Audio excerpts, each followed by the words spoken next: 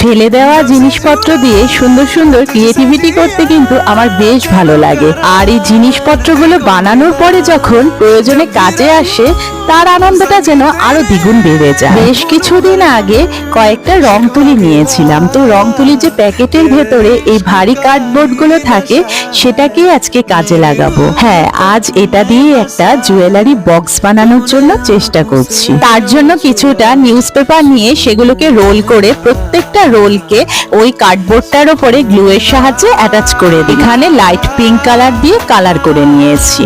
এবার দুপাশে দুটো ভারী কার্ডবোর্ড লাগিয়ে দিলাম। এবার কিন্তু জিনিসটা স্ট্রাকচারটা পুরোপুরি রেডি হয়ে গেছে। জুয়েলারি বক্স বলতে কথা, সেটাকে তো একটু সুন্দরভাবে সাজাতেই হবে। তার জন্য বর্ডার গুলোতে সুন্দর একটা লেস লাগিয়ে দিলাম আর তার সাথে কয়েকটা মিরর সেট করে দিলাম। বেশ অনেকগুলো জিনিসই কিন্তু এটার মধ্যে আমি রেখে দিতে পারলাম।